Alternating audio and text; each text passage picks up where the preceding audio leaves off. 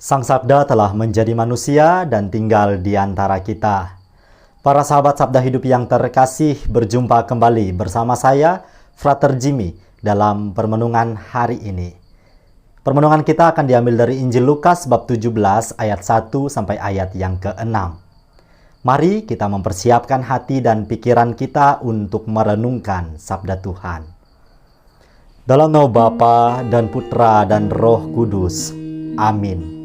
Semoga Tuhan beserta kita sekarang dan selama-lamanya. Inilah Injil suci menurut Lukas. Dimuliakanlah Tuhan.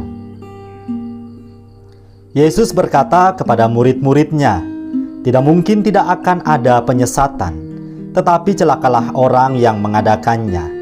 Adalah lebih baik baginya jika sebuah batu kilangan diikatkan pada lehernya, lalu ia dilemparkan ke dalam laut, daripada menyesatkan salah satu dari orang-orang yang lemah ini.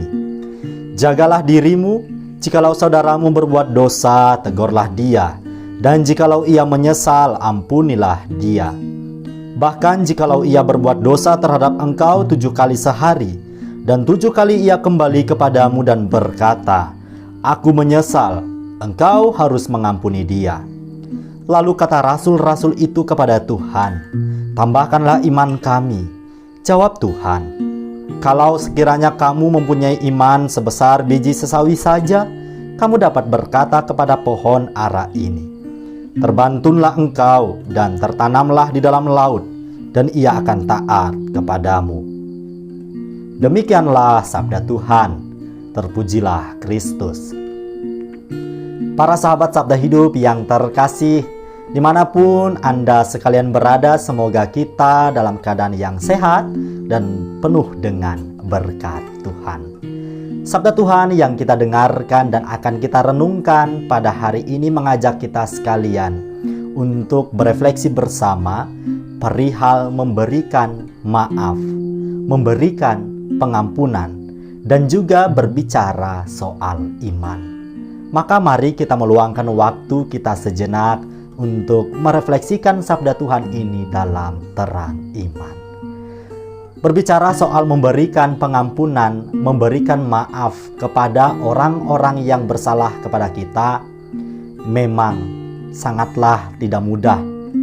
Bahkan Injil pada hari ini Tuhan Yesus menegaskan, apabila ada seseorang yang memiliki kesalahan kepada kita, bahkan sebanyak 7 kali dalam sehari, dan ia juga 7 kali datang serta meminta maaf kepada kita, kita diminta oleh Tuhan Yesus untuk memberikan pengampunan serta maaf.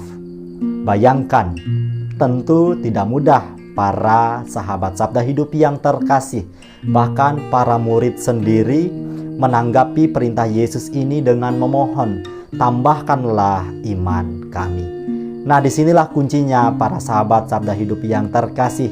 Sebagai orang-orang Kristiani, tentu kita masih ingat apa yang menjadi perintah Tuhan Yesus.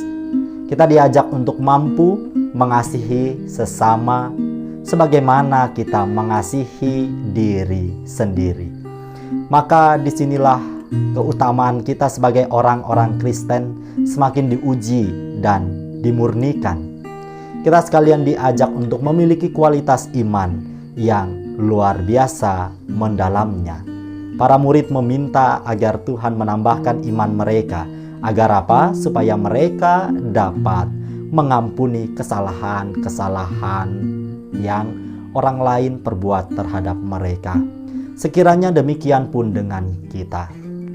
Tuhan Yesus menegaskan, tidak perlu memiliki iman yang sebesar gunung, misalnya seperti itu. Tetapi kita memiliki iman yang kecil seperti biji sesawi saja. Kalau kita sungguh-sungguh mengimani, sungguh percaya akan kemurahan hati Tuhan Allah, maka akan begitu banyak berkat yang kita peroleh serta kita hadirkan dalam kehidupan kita.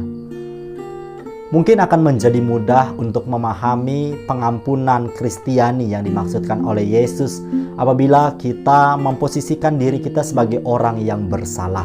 Lebih-lebih kita memposisikan diri kita sebagai orang yang berdosa. Berapa kali dalam sehari kita meminta ampun kepada Tuhan, Sang Empunya kehidupan kita ini. Ketika kita berbuat salah, Tuhan masih memberikan pintu maaf. Tuhan masih mengampuni, bahkan Ia mengasihi kita. Tidak pernah Tuhan meninggalkan kita berjalan seorang diri. Maka demikian pun kita diajak untuk dapat mengampuni kesalahan sesama. Dan tidak pernah ada batasnya pengampunan yang kita berikan ini. Sebagaimana dalam doa Bapa kami, kita meminta pengampunan. Sebagaimana kita juga mengampuni kesalahan sesama kita. Maka dalam hari-hari hidup kita ke depannya, mari para sahabat sabda hidup yang terkasih, kita terus berjuang. Jangan jemu-jemunya untuk semakin mengasah kemampuan diri kita untuk memiliki yang namanya keutamaan kasih serta pengampunan dalam hidup kita. Tentu prosesnya tidak mudah dan tidak sekali jadi, maka dari itu mohonkanlah rahmat agar Tuhan Allah senantiasa memberikan kita karunia-karunia yang kita butuhkan, sehingga hidup kita sungguh hidup yang penuh dengan kedamaian dan cinta terhadap lingkungan di sekitar kita serta orang-orang yang kita jumpai. Semoga permenungan ini menghantarkan kita pada refleksi pribadi yang lebih mendalam. Selamat beraktivitas, salam sehat untuk kita semua. Semoga Allah yang Maha Kuasa memberkati kita, melindungi kita terhadap dosa dan menghantar kita ke hidup yang kekal. Amin. Dalam nama Bapa dan Putra dan Roh Kudus. Amin.